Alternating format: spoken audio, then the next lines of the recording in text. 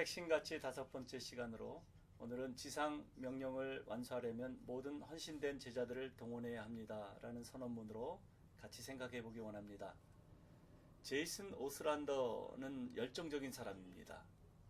그는 이 땅의 모든 사람들에게 예수 복음을 증거하는 일에 전적으로 헌신된 사람이죠.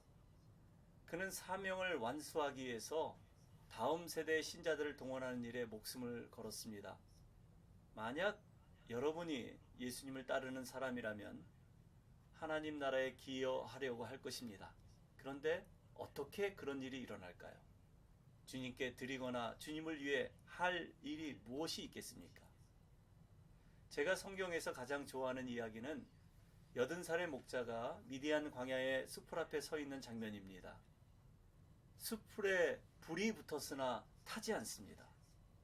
이 사람은 모세이고 하나님과 대화 중에 있습니다.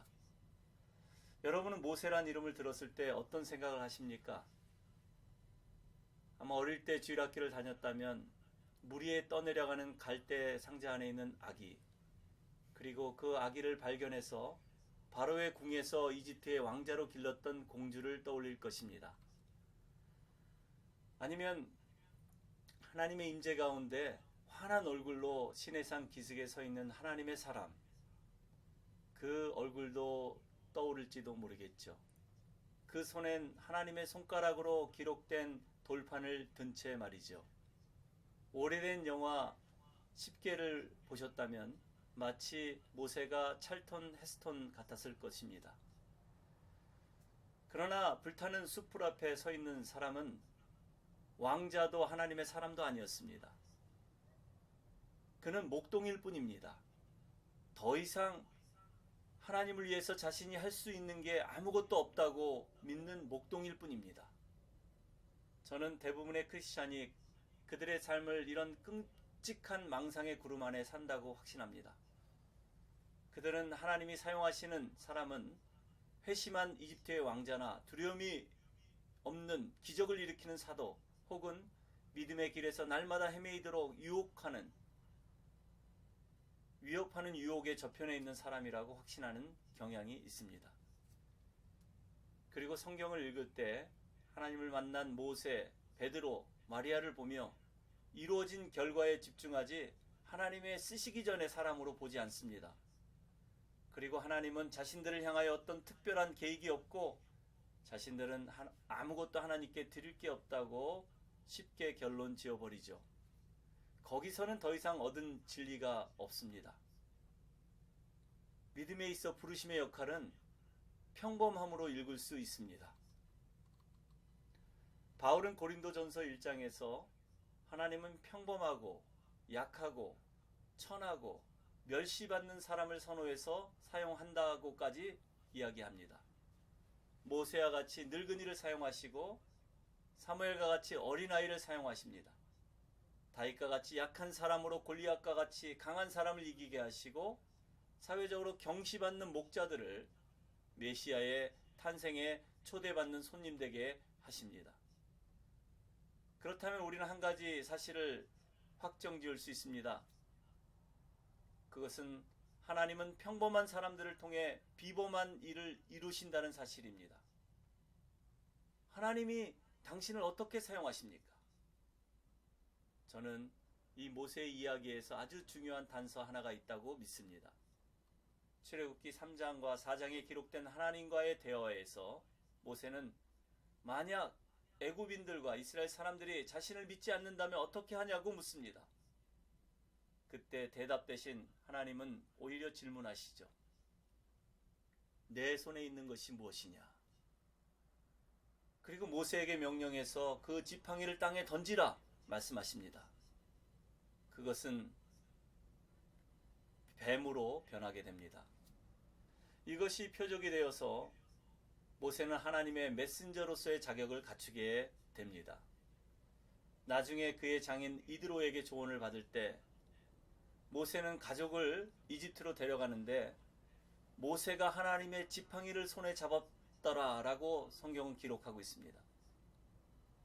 그것은 그저 죽은 살구나무의 작은 가지였죠. 그러나 모세의 지팡이가 하나님의 지팡이로 되었던 순간입니다. 얼마나 큰 변화입니까? 그 시점부터 성경은 반복적으로 우리에게 말씀하시길 하나님의 명령으로 모세가 지팡이를 던졌다라고 기록하고 있습니다. 뱀이 나타나 바로의 술사들이 만든 뱀들을 삼켜버렸고 나일강은 피로 물들었고 연속되는 재앙이 애굽에 떨어졌으며 그 지팡이로 말미암아 홍해가 갈라지고 지팡이로 말미암아 바위에서 생수가 터졌습니다. 그리고 마지막엔 이스라엘의 가장 거룩한 물건 중 하나로 지팡이는 언약궤 안에 보관되게 되지요. 또 다윗이라 불리는 젊은 이스라엘 사람의 물맷돌, 하나님의 물맷돌이 되었을 때도 마찬가지입니다. 기드온도 하나님께 횃불을 드렸고 어린아이도 예수님께 도시락을 드렸죠. 이 모든 경우 하나님이 사용하신 사람은 하나님을 위해 세상을 변화시킬 수 있다는 생각이 없었던 매우 평범한 사람이었습니다. 그러나 이 모든 경우에서 하나님은 그들의 손에 있는 하나를 택하셔서 그들을 축복하셨고 그들을 비범하게 사용하셨다는 것입니다.